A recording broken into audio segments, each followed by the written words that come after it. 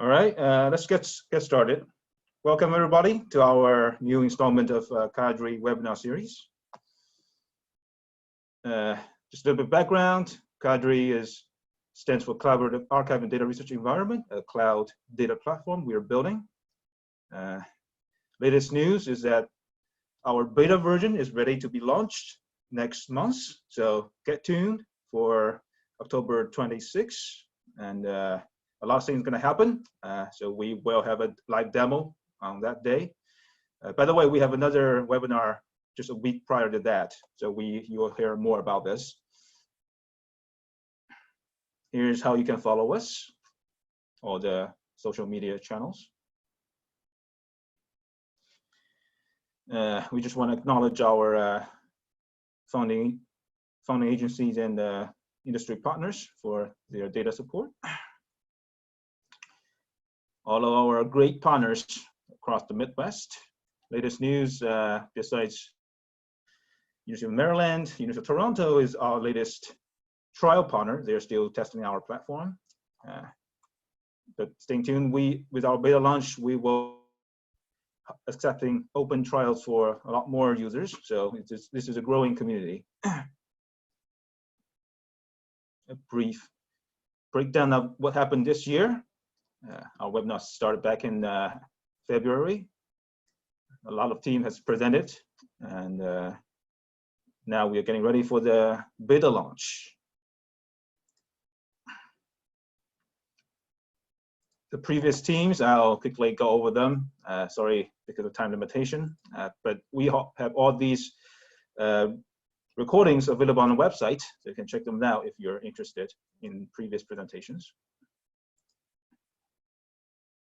And when you last hear from us, unfortunately, this presentation has been postponed because of a personal medical situation with Samuel Hansen. But fortunately, he is with us today. He looks so much better now. I think he will also be presenting. In fact, all 4 members will be presenting today. In the next month, another team. Samuel will be presenting again in November 21st. So stay tuned for all these follow-ups. And our last fellow team, wrapping up the 2020 seminar series. Everything is now on schedule. You can find all these information that I said in recordings out there on our website. And please, if you have time, we have a small poll for you to providing us useful information. Take a couple seconds to finish. And without further ado, I'm delighted to introduce the team from University of Michigan to present their work on comparative analysis for legacy and emergency journals in mathematical biology.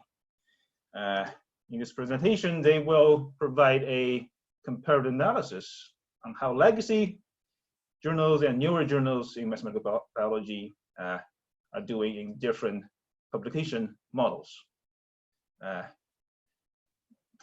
Joining us today will include Mariessa Conti, is the Associate Director of the Research and Informatics Unit at the Taubman Health Sciences Library at University of Michigan. Samuel Hansen is a Mathematics and Statistics Librarian. Scott Martin is University of Michigan's Biological Sciences Librarian. And Santiago Schnell is the Intern Chair of the Department of Molecular and Integrated Physiology at the University of Michigan Medical School. And as I said, all of them will be presenting part of the show. So I'll stop my screen sharing here. Samuel, take over, please.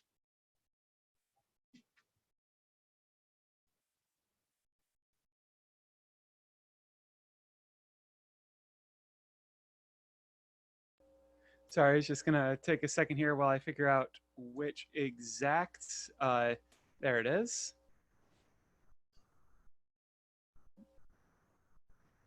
And sorry, I have to hit present here.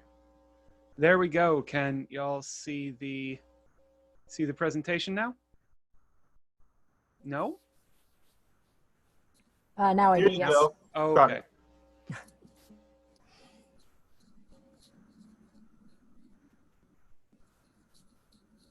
Great. Well, I'll go ahead and get started. I will ask you to forgive my masked appearance. I'm in my building, but not able to enter my office. So since I'm in a public space, I am observing our protocols.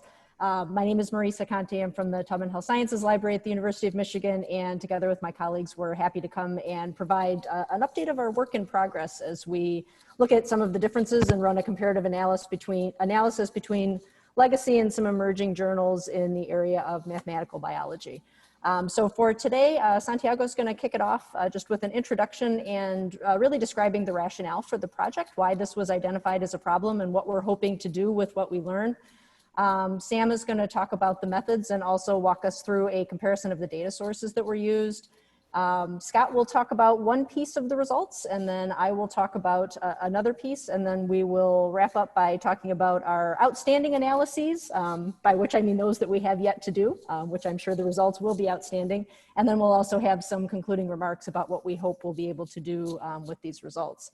So Sam, if you want to click to the next slide, and Santiago, I will turn it over to you. Thank you. Let me just describe you the nature of the problem. So a few years ago, I became the president of an academic society, the Society for Mathematical Biology. And as you all well know, academic societies, they heavily rely on their publication. And in our case, we are the owners of the Bulletin of Mathematical Biology, which is, if you look at the timeline in here, is the oldest journal in the field. It was established in 1939. The volume 1 of the bulletin was published in there. It was published 10 years before with a different name. And then it was rehashed as the Bulletin of Mathematical Biology. And then many years later, so in 1961, there was created a competitive journal that had a lower mathematical content, but was still working with theory. In 1961, it was the Journal of Theoretical Biology, followed by Mathematical Biosciences in 1967. I'm serving currently as the editor-in-chief of that journal. It was followed in 1974 by the Journal of Mathematical Biology. And these are what we call the legacy journals. When I got trained as a mathematical and theoretical biologist, these were considered the state-of-the-art journals. At the time, there wasn't the boom of open access and journals. They were considered high profile and probably the best thing that you can publish. And suddenly in 2000, many journals started to appear. The open science movement started to grow.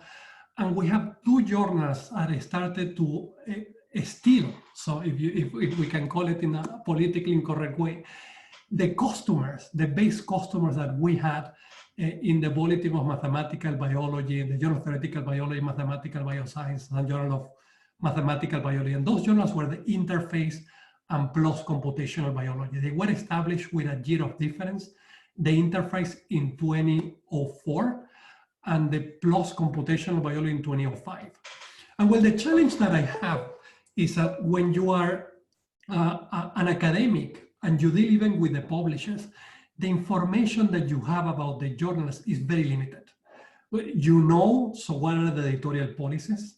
You roughly understand the editorial policies of other journals because you publish in those, and the editors and the members of the editorial board are your professional colleagues. You get some numbers from the publishers, but the publishers, the numbers they provide, they tend to be geared towards their marketing and business development. They are not geared towards what we academics consider critical values. So a journal is a statement of moral values when it comes into deciding what is a good science and what is an acceptable science. It's as well of a statement of novelty, of what we consider that is new and impactful in the field. And trying to figure out that information from numbers that are provided by impact factors, by numbers that are provided by the publishers, And editorial policies is not very easy. And what I decided to do is that I wanted to have an idea of how the journals in the field they operate. And this is when I contact the team of library scientists at the University of Michigan with the following aims. And let me just pass to the next slide. And then I'll tell you what the aims of the projects are. And I have to tell you that I was very surprised to learn from the team, the fantastic team of library scientists that we have in Michigan. Michigan is one of the largest academic institutions in the United States and in the world. And they admit to me, Santiago, is the first time that somebody, first who is an academic and secondly an editor-in-chief, come to us asking us to help to figure out what are these statements of values of their journals and competing journals, and as well to provide insights of where the field is. And they were incredibly pleased to actually help us in this enterprise. And then what I did on top of this, that I contact all my colleagues who work across the different journals so that we all together would come to understand better our field. And that's important. It's not we're competing and we're going to be comparing as time progresses, including the publishers. But what is important for us is protecting the academic and scholarly nature of the field.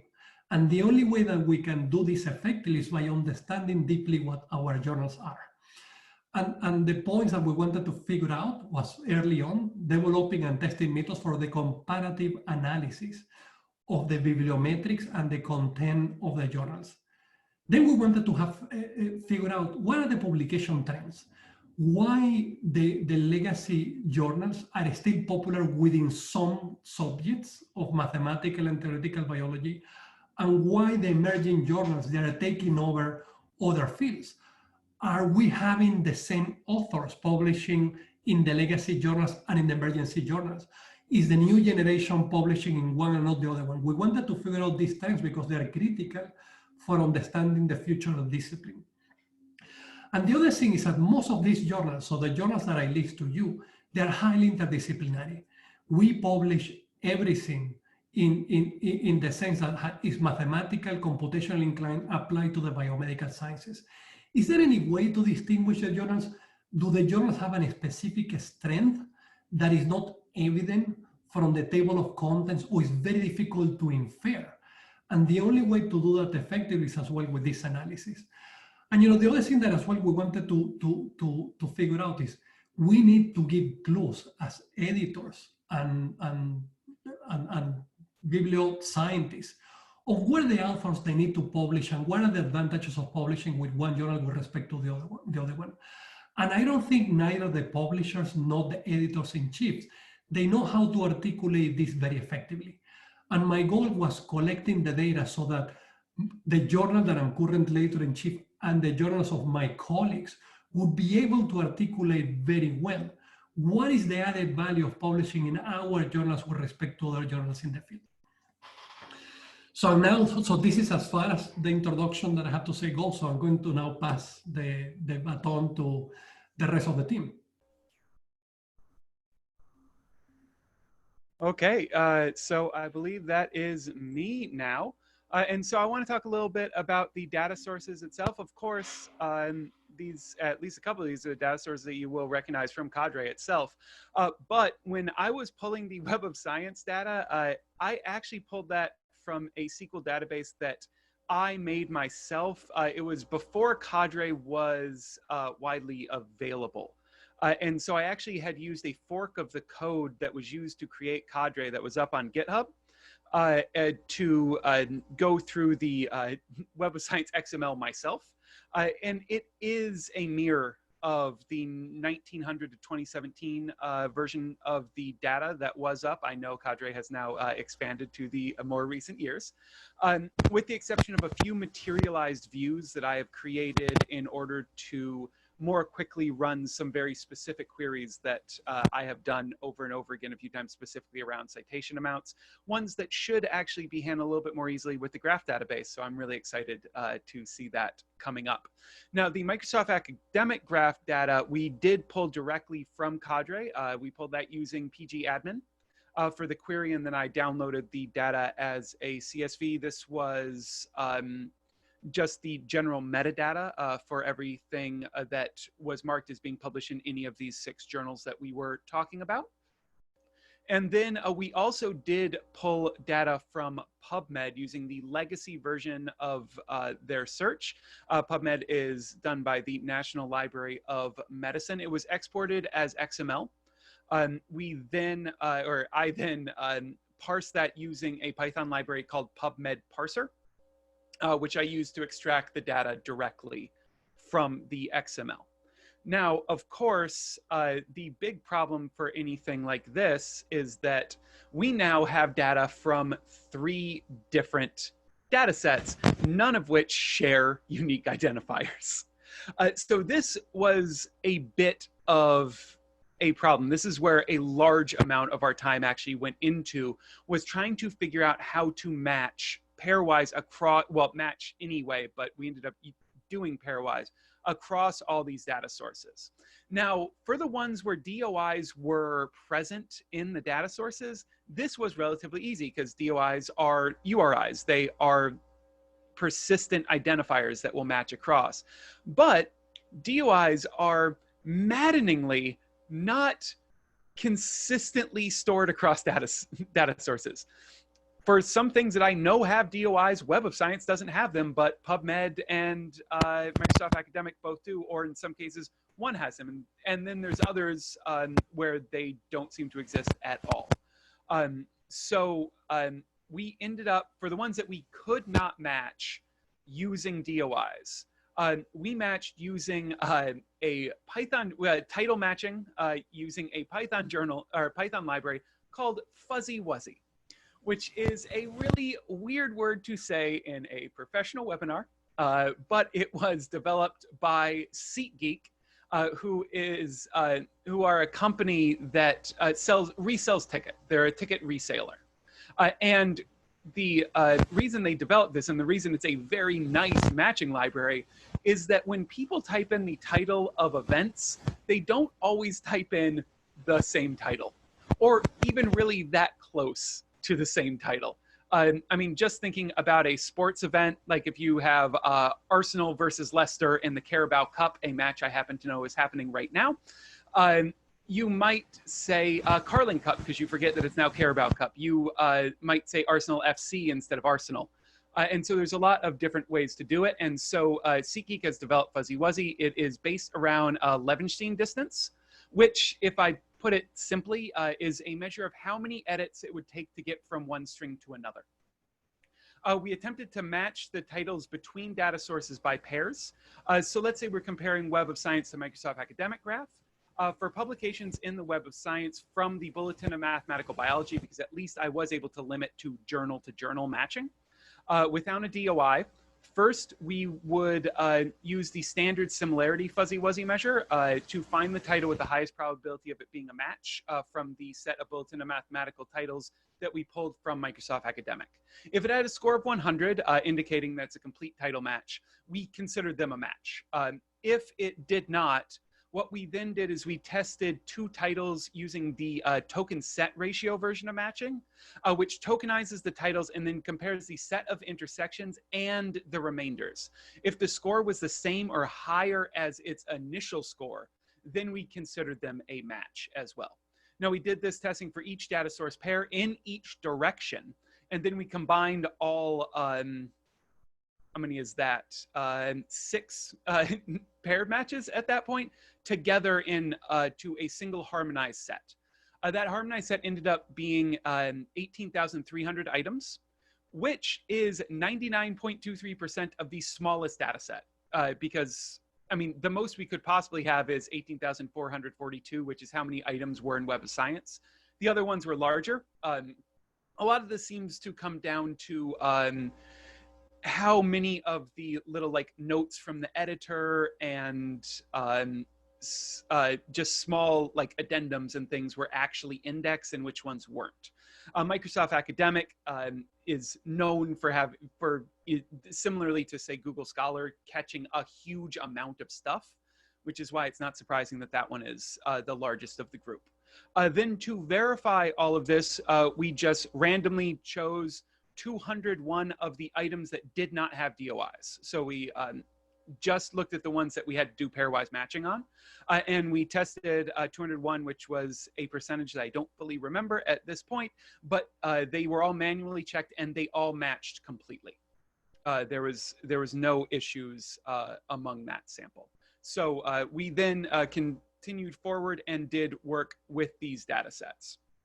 Now, the next few slides I'm going to go through are actually going to mildly contradict something that Santiago said, but only in that while we know that the journal impact factor, JIF, is not the best thing to look at, but we also know that it is something that people do look at. So we wanted to make sure to keep it as a part of our analysis.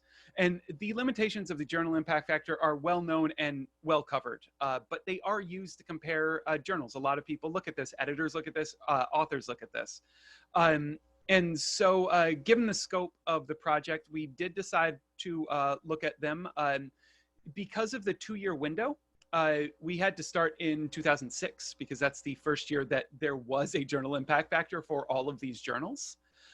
And if you look at this, you can tell the emerging journals do have a larger impact factor. Whereas, and in that case, PLOS computational biology has a noticeably higher impact factor than interface, with the exception of 1 year, where they do match in 2012. Actually, I think interface is mildly above even. Whereas the traditional journals are all pretty well clustered between like 1.25 or so and 2 3/4 of a journal impact factor. And so we wanted to look at that, but we also wanted to expand past that. And the way we wanted to do that is to look at something where outliers are not going to be as impactful. And so we decided to look at medians, and we wanted to look at both a windowed median, because that's what a journal impact factor looks at, as well as just overall median counts. And so if you notice, we actually get, with the exception of one spike for Journal of Mathematical Biology in the windowed count, so this is the 2-year median article citation count, we get pretty much the same behavior. Those emerging ones, you have PLOS, and then you have interface, and then you have the traditional ones all sort of clustered between 1 and 3 citations median-wise for the rest of the time. And then if we look at overall, we have a massive amount of citations on PLOS computation in 2006 for some reason. I don't know why. I believe it's 55 median citations per article for that year. It then comes down, and we actually see for just general median citations, especially coming towards today, we have sort of a convergence of those new journals. So interface and PLOS don't actually separate that much when you look at overall median article citation count. So PLOS gets them more quickly, but interface does catch up over time, with the exception of those very first couple of years. And then we have the traditional ones all still clustered. They are very, very well clustered, except for 2009, where Journal of Mathematical Biology does spike. But the rest of them are just very clustered around. And then next up, I believe we are going to have Scott talk a little bit about some publication analysis.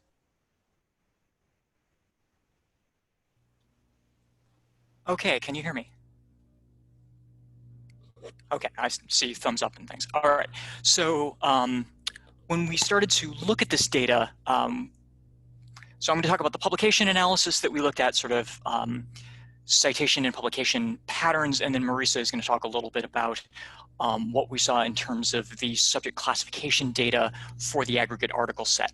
So the data I'm going to talk about is publication analysis, and we really looked at 3 factors for each of the 6 journals that we analyzed. So we looked at the relative frequency of individual journal titles that cited published papers from each of our analyzed titles. So for example, for the Bulletin of Mathematical Biology during our analysis window, that corpus of articles, which journal titles are generating citations to those articles from articles that they've published.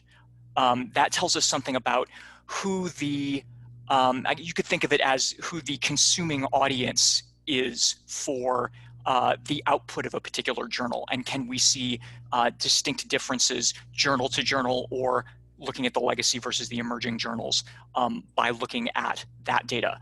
We also looked at the representation of organizations, both in terms of which organizations are most highly represented by published papers for each of the analyzed titles, and which organizations are most represented by citations to their published papers from each title. Next slide, please, Sam.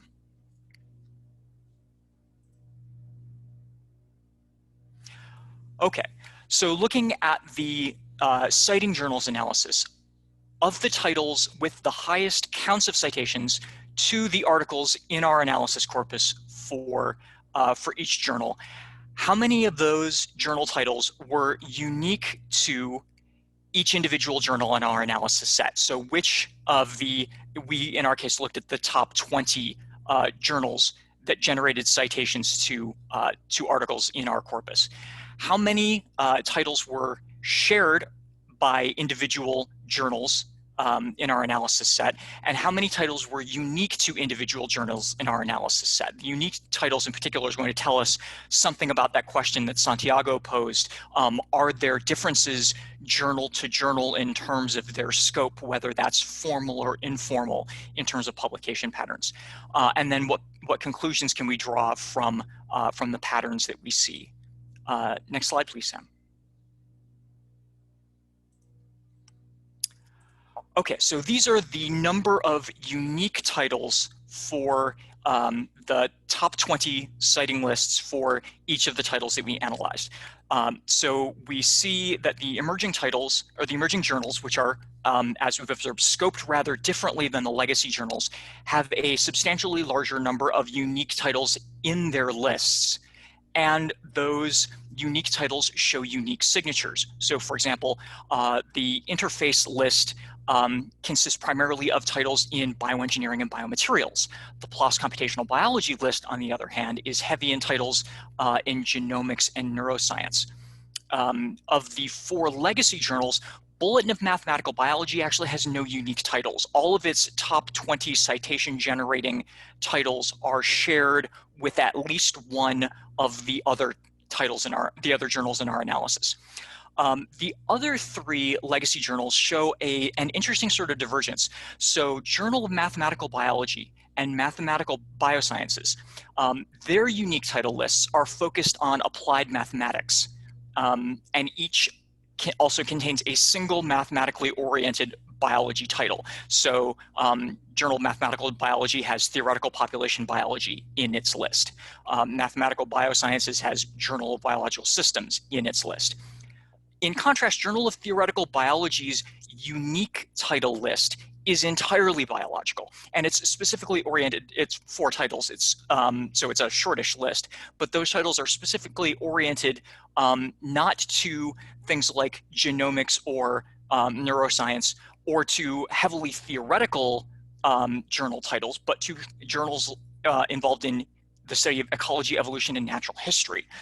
So that starts to suggest that maybe there's a practical distinction in the scope of the articles published in that specific title. I should note it as a disclaimer that the titles we're looking at here do represent a relatively small fraction of the total citations to the articles in this analysis period. It's a couple % of the overall citations generated. So there's the formal possibility that these observed differences may simply be an artifact of the 20 title cutoff. We continue to try to think about ways to quantify those differences across more titles and a bit more rigorously. Next slide, please, Sam. Okay, in contrast, these are the number of titles from the top 20 citing journals list for each analyzed title that are shared. So Bulletin of Mathematical Biology, we saw, had 0 unique titles, therefore it has 20 shared titles, titles that also appear in one or more of the other lists. And we can see an interesting divergence they're in those numbers after the slash. The number after the slash represents the number of titles that were shared that come from our set of analyzed titles, our analyzed journals, our 6 journals that we were considering. So our lists include self-citations. So citations from later articles in the same title that refer back to an article from that title. So all of the legacy journals contain all 6 of our analyzed titles in their top 20 list. Interface and PLOS Computational Biology do not. They only contain 3, and they have the same 3. They have themselves, each other, and Journal of Theoretical Biology, again showing a bit of itself as a bit of an outlier compared to the other legacy journals. As it turns out, there were only 5 titles that show up on all 6 lists. So the 3 analyzed titles that I just mentioned, also Physical Review E and PLOS One are on all 6 lists. In almost every case, the top journal generating citations to an individual journal that we analyzed was itself. So self-citations represent the largest category of citations to, for example, Bulletin of Mathematical Biology. Later articles in Bulletin of Mathematical Biology generate the most citations to those articles, except for PLOS Computational Biology, which, as it turns out, is cited more often by articles in PLOS One than it's cited by its own later articles as a percentage of the total citations generated. Okay, next slide, please, Sam. Okay, and then here we have a table giving you all of the pairwise comparisons between the 6 journals that we analyzed. And I've altered the order of presentation slightly from our previous slides to highlight an interesting pattern. So we still see the legacy journals followed by the emerging journals. But we note that the emerging journals are closest to each other and to Journal of Theoretical Biology. And apart from the 5 titles that all of the journals share in common, there's no overlap with Mathematical Biosciences and Journal of Mathematical Biology.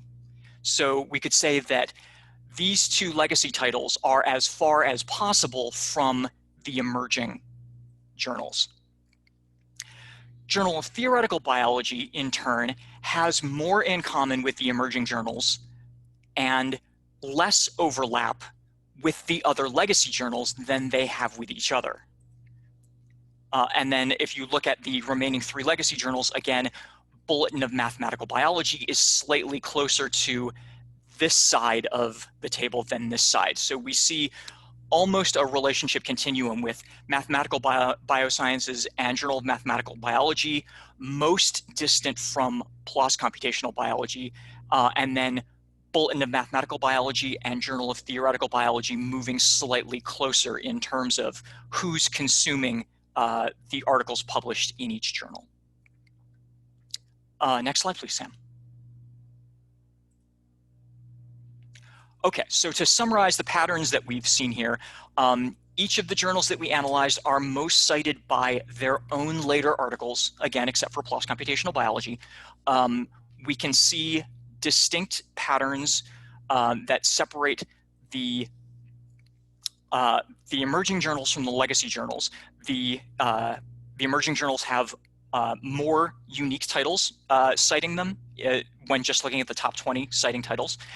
They share fewer of their shared titles with the legacy journals, and they're getting relatively fewer citations from the legacy journals, which we can see by the fact that only Journal of Theoretical Biology and not the other legacy journals show up in their top 20 citing lists.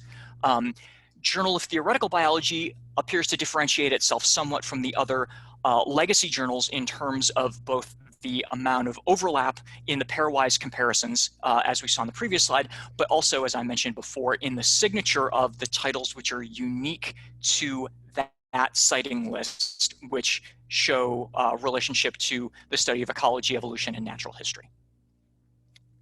Okay, next slide, please, Sam.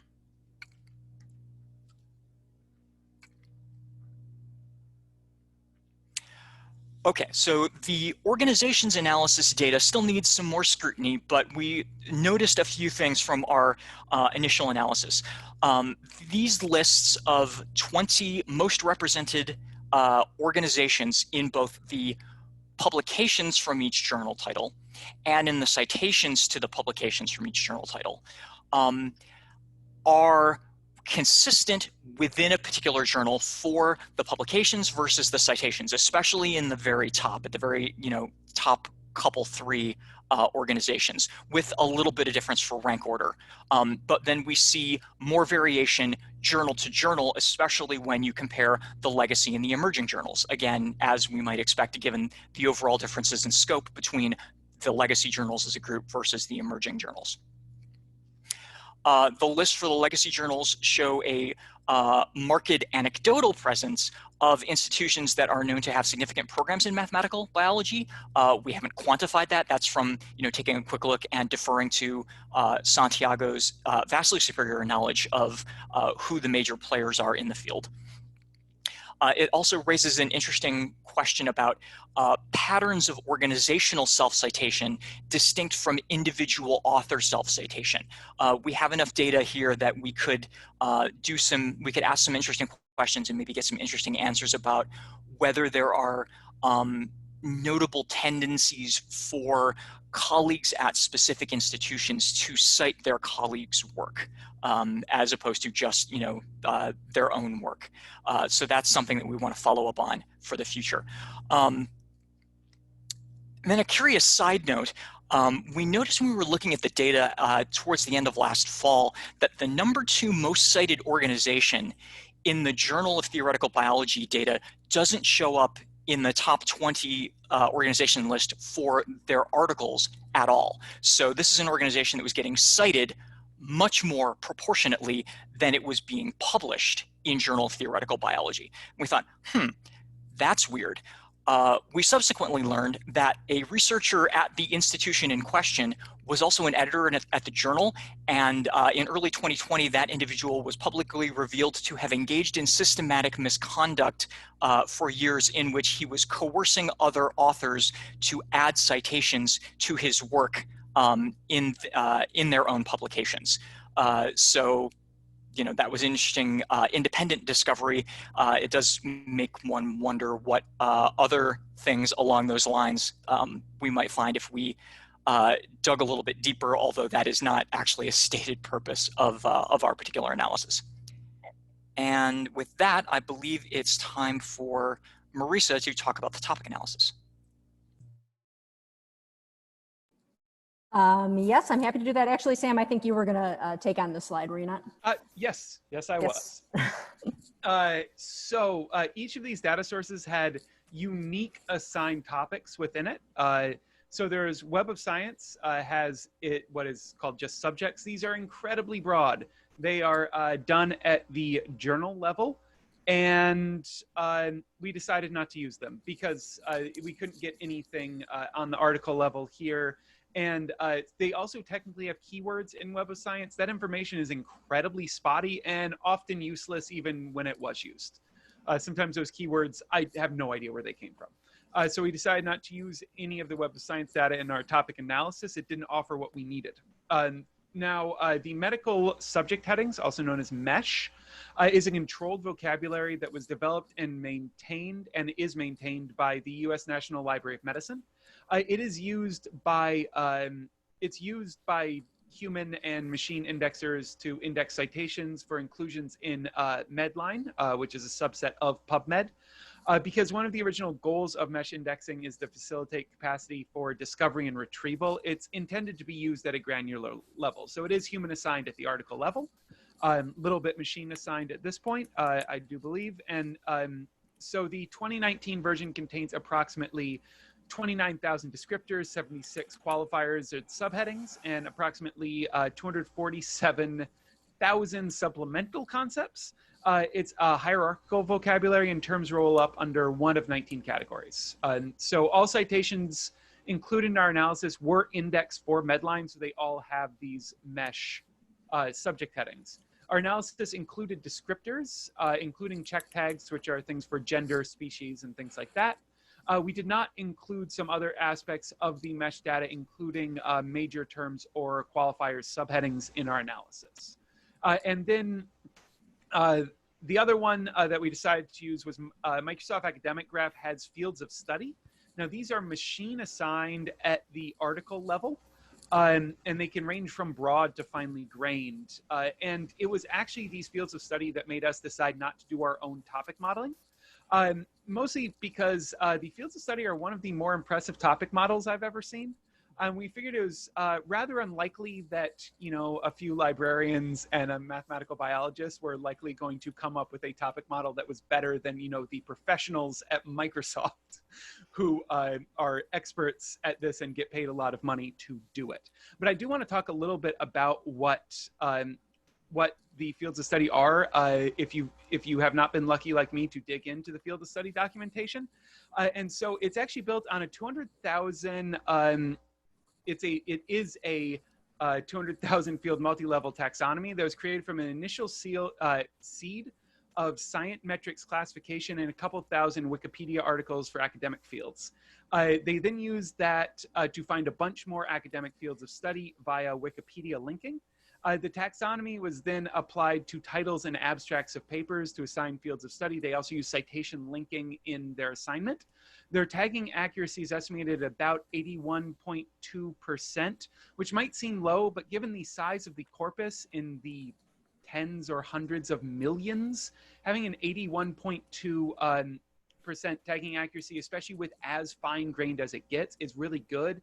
The tagging accuracy rate for those first couple of broader levels is significantly higher. From our observation, and that is from our observations, as well as some things I've seen written about it in other places as well. The more fine-grained ones are much lower accuracy, but it should be noted that in our analysis, it ends up being those broader fields that pop up the most, because we are more interested in the ones that show up a lot than the ones that show up once or twice. And so that is it there, and now I will pass it off. Excellent. So picking up where Sam left off, I'm just going to talk very briefly, both in the interest of time and because this part of the study is literally still a work in progress, about some of what we've done with the topic analysis. So as Sam mentioned, what we're really dealing with is a very long tail when it comes to this. So we have a number of terms that are represented quite frequently across the different journals, both the legacy journals and the emerging journals. And then for each journal, there is a very, very long tail of terms that aren't going to show up frequently enough to show up in something like this. So what we're looking at here is the top 20 terms for the legacy journals out of Microsoft Academic Graph. And the highlights represent unique terms to that journal. So similar to what Scott was talking about earlier, the Journal of Theoretical Biology is actually an outlier for the legacy journals in terms of representing more unique types of concepts based on the Microsoft Academic Graph than the other legacy journals that we see. So anything that's not highlighted is a term that's shared either among legacy journals or between the legacy and the emerging journals. Sam, if you can go to the next slide. And this shows the difference between, I couldn't fit everything on one slide. So what we're seeing here is the topic analysis for the emergent journals. On the previous slide, the Journal of Theoretical Biology had 7 unique terms, Microsoft Academic Graph terms in the top 20 that elevated up, and PLOS Computational Biology here has 9. But you see that even the Journal of Royal Society interface has more unique terms than most of the other legacy journals did. And again, the Journal of Theoretical Biology really does stand out from the other legacy journals in that way. Next slide, please. So moving on to the topic analysis by mesh, this is where we started to realize that what we were looking at wasn't potentially as useful as maybe what we thought it would be. And this has a lot to do with how mesh is indexed, and I'll get into some of that in a moment. So what we're looking at here are the 2 emerging journals, so Royal Society Interface and PLOS Computational Biology, and a list of the top 20 terms, including the check tag terms. So when a human goes through and indexes an article for inclusion in the Medline database, they're not only applying the mesh headings that actually relate to the article at a very specific level of granularity, which I'll talk more about in a moment, but there's a number of things called check tags that are just, it's literally on the old school forms when indexing was done by paper, it was literally just you put a check in the box. And these are things that would represent certain biological models. So mice are included, rats are included, hamsters and rabbits, but not much more than that. So we know that there's a lot of zebrafish research right now that's happening, for example. Fish are not a check tag. Male and female are check tags, human and animal are check tags, and then various age groups are check tags. So we looked at the top 20 terms that were occurring broadly in mesh indexing, both with and without check tags. We'll show the without in a couple of moments. But here again, what we see is that PLOS computational biology does have slightly more individual topics or topics that are unique as compared not only to the other emergent journal that we see on this screen, but also the legacy journals, which we're going to move on to next. And for the legacy journals, what we're seeing is there's really not that much that distinguishes them. So in that third column, the Journal of Theoretical Biology has only 2 unique terms to it. If you compare that with the Microsoft academic graph, you'll remember that it had 7. So when we look at it in terms of indexing to a specific level of specificity, the legacy journals really aren't doing as much to distinguish themselves when we look at mesh indexing as they were compared to the Microsoft academic graph. So on the next 2 slides, I'm just going to go through them really quickly, and then I'll talk about what we're going to do with mesh. So the next slide actually shows the topic analysis with the check tags removed. So these are for the 2 emergent journals with the check tags removed. We have some more space for some new terms to show up, and both journals actually pick up a number of new terms once the check tags that are common to a lot of articles are removed. Next slide, Samuel. And the same applies here to the topic analysis. So we see the Journal of Theoretical Biology has picked up a couple. It's mathematical biosciences that still, without check tags, remains the one journal that doesn't actually seem to have anything unique with the mesh tags. Sam, if you can move to the next slide. So another thing that we're looking at is trends in topic over time. So this is just one quick example from the Bulletin of Mathematical Biology. So here, just looking at the top 10 index terms that were applied to each article, looking to see if there's any change over here. I just grabbed things in 5-year intervals. So from 03, 07, 12, and then 17 to give us a slice here. And as we start to look at things like the trends, that starts to raise other questions about how much the way things are indexed are actually affecting what's appearing in these results. So in addition to the trends of topic over time, one thing to know about the mesh indexing is that it's not retrospective. So in things like some of the articles that are appearing in PLOS computational biology, it's reasonable to assume that new mesh terms are being added to the mesh database every year to represent some of the things that are happening in that field. Articles aren't going to be indexed retrospectively, so there's a good chance that some things that might distinguish a journal just aren't things that are going to show up in an indexing list. Another thing that we want to consider is the impact of the rule of 3. So without going back to the previous slides, I'll start from where Samuel started and say that mesh is a hierarchical vocabulary, and there's 19 different classes of terms. Within those terms, there's also a hierarchy, so that for something like neoplasms, for example, you can have 50 or 60 terms that roll up under a higher level term. As an indexer is going through and indexing an article, they apply what's known as a rule of 3. So if they have 3 terms that are going to fall under a larger term, they'll actually roll up and index the article at a higher level. And we see that a lot of these article designations that are showing up in mesh are more top level terms than more granular terms. So one thing that we'd like to look at is what's the impact of the rule of 3 here? Are there so many different concepts related to one that are being discussed in an article that it's rolling up? Or is the article actually treating the concept at a higher level, and that's why it's being represented here? Another thing that we'd like to look at is the role of major headings. So Sam was correct that we didn't actually look at this the first time around. Any article can be indexed with any number of mesh terms. The indexer basically uses whatever she feels is necessary to cover the content that's in that article. No more than 6 of those can be designated as major headings. And we'd like to, if we can, take a look at what it means to look at the major headings as opposed to just the mesh terms and see if that gives us any other information. And then, as Scott said, with the organizations, just looking at a way to quantify this and say what we can say in a way beyond just being descriptive. Next slide, please. So another piece of this is looking at the publishing practices. So particularly acknowledging that authors have a lot of variables to consider when they're deciding where they want to publish. We wanted to look at how the publishing practices had changed over time. One of the pieces that we're looking at is the tenures of editors-in-chief. So when did new blood come into the editorial boards of these varying journals? And along with that, what sorts of changes in journal policies happened? So from the publishers of these journals or the editorial boards of these journals, we've requested a series of data.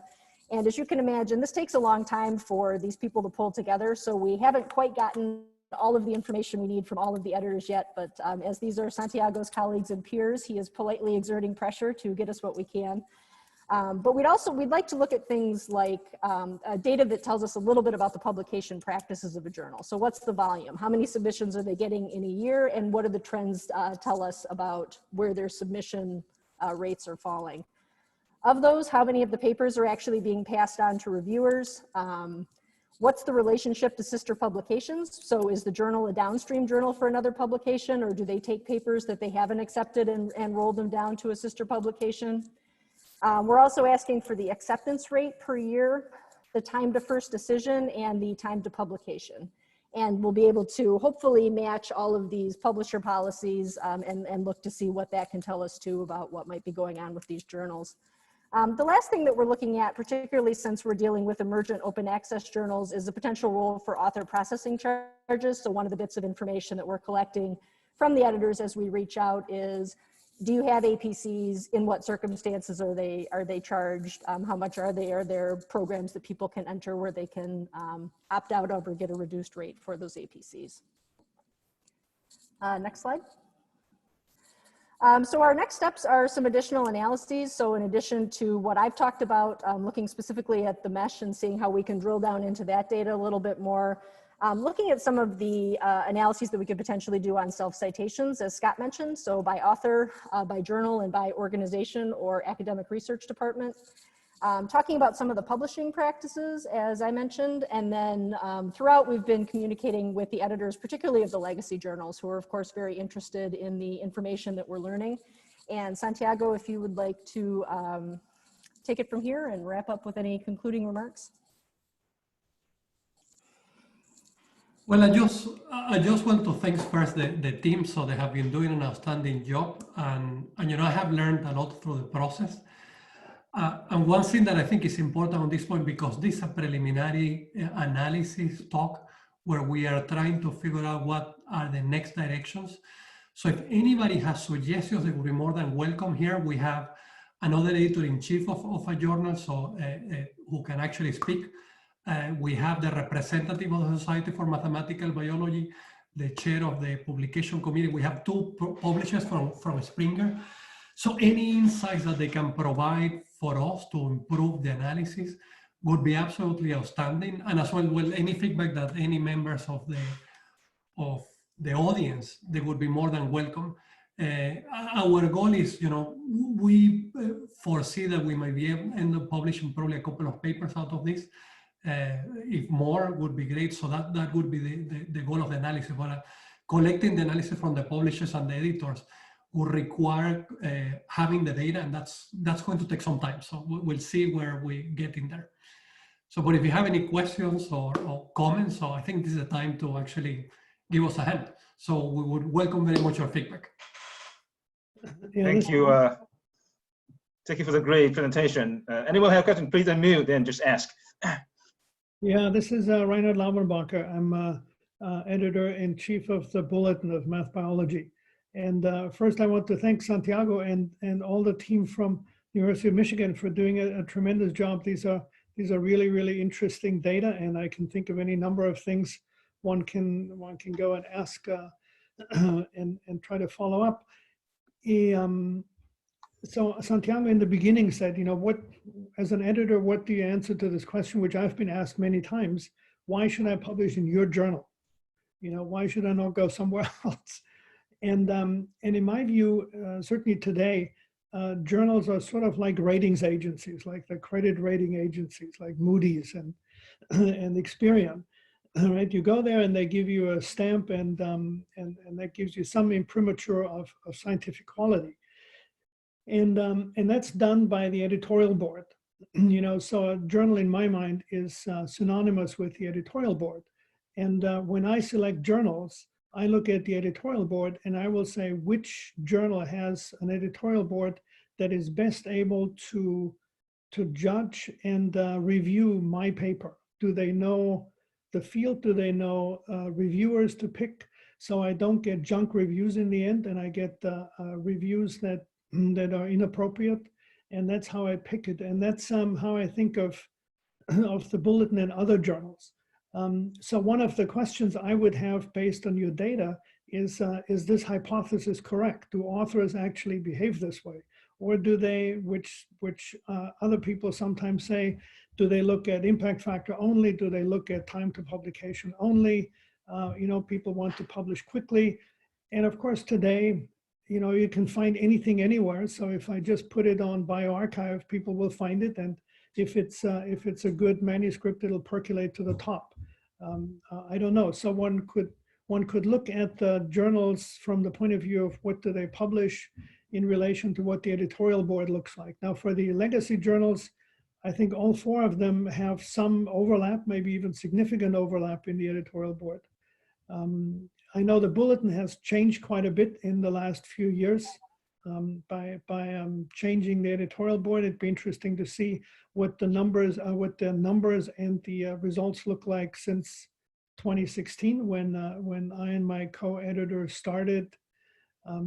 So those are my immediate thoughts. But again, thanks very much for doing this. Yeah, thank you for your comment. We're definitely trying to get as much data as we can while understanding and appreciating that it's a huge ask of people on an editorial board to go back a decade or more to try and assemble some of these statistics for us if they don't have them to hand. But yes, obviously, the more that we can get, the more that we can talk potentially about trends or maybe link what we're seeing in terms of the practices up with other aspects of what we're seeing happen with the journals. So thank you for your comment. We do have time for perhaps one more question.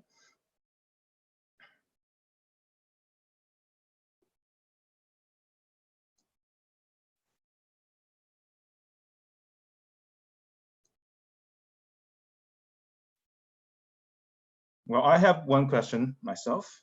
So thank you again for the interesting presentation. I think this is a very different perspective coming from the sort of journal editor perspective. Personally, I'm also very interested in especially talking with Samuel, how you actually put together this data set. So I saw you guys did quite a bit of analysis on the citation. Are those citation came from one of the data set, like Web of Science, or it's also a merged collection? So the citation data is specifically Web of Science. Didn't want to merge across because like matching up the titles alone was so much work that the idea of trying to merge across to make sure that we were getting all of the right not double counting or whatever citations was going to be hard, especially trying to match up because we wanted all this organizational and author information. And so sticking with a single data set for that made it significantly easier to harmonize, but we did make sure to limit to only the ones that we could match. So at least we could match like the topic analysis work.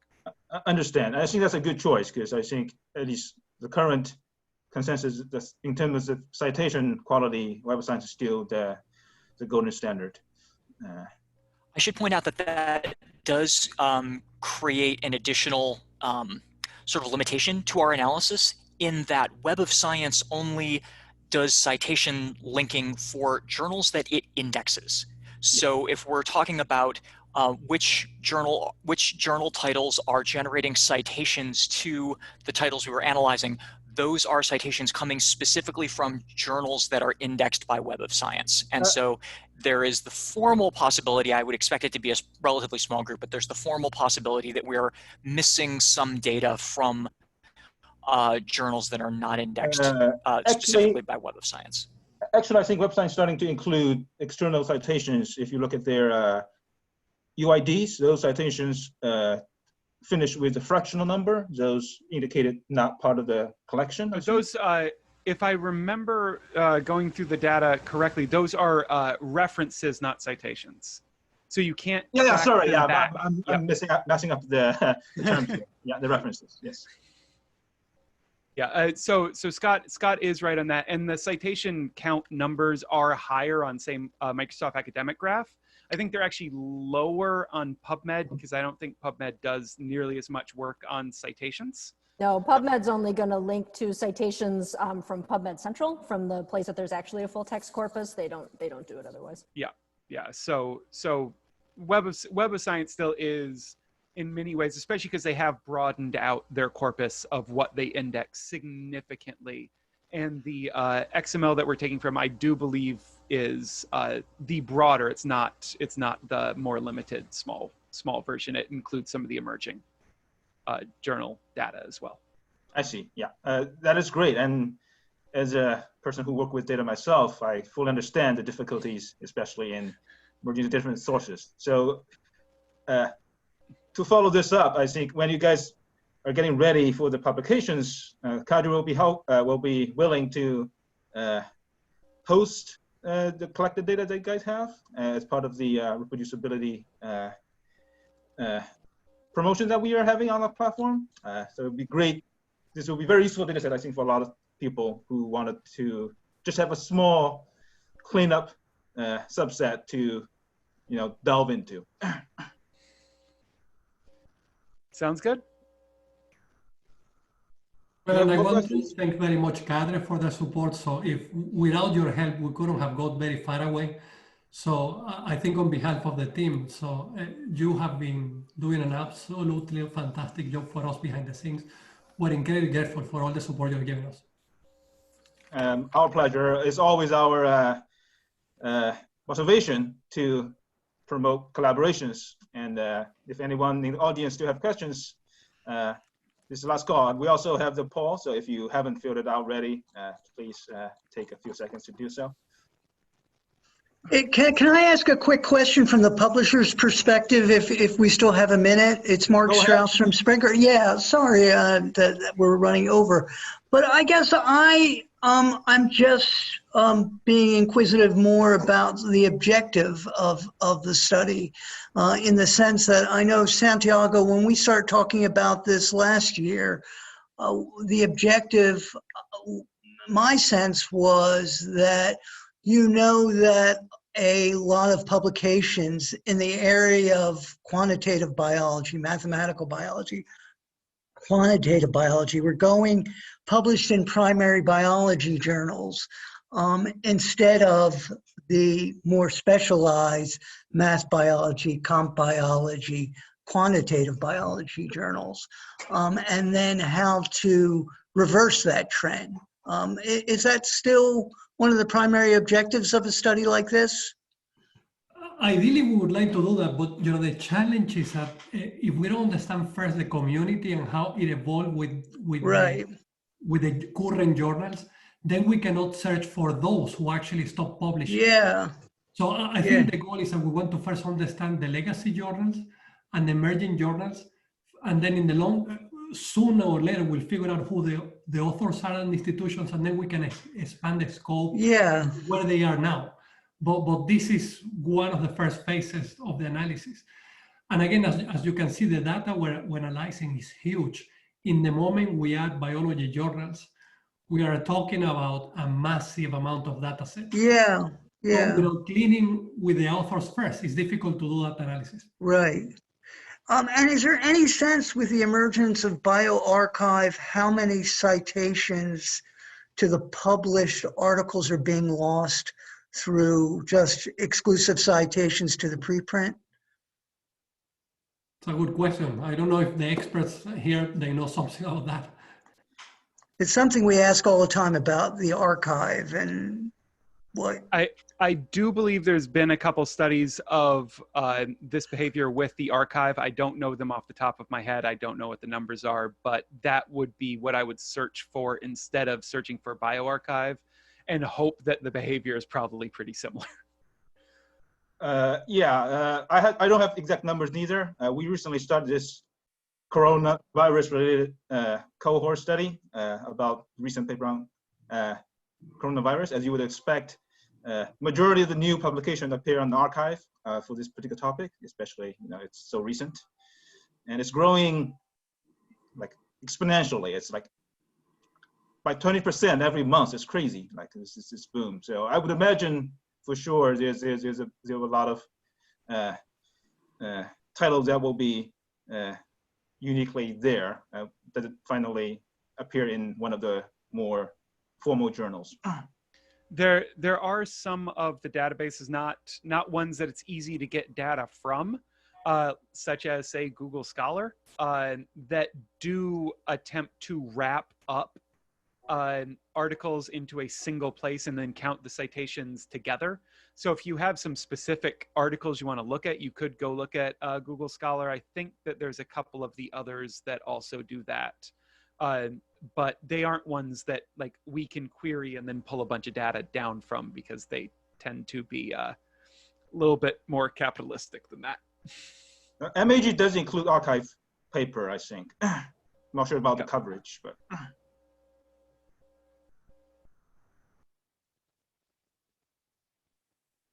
All right. Thank you. I think we are already over time. Do you have follow-up questions, Mark? Oh, me? No, thank you again. Oh, that's fine. Great. I think we already parsed Thank you, Mark. our time. Thank you, Thank Santiago. everyone for joining us, and stay tuned for our next webinar series. Thank you. Bye. Thank you, everybody. Thank you, everyone.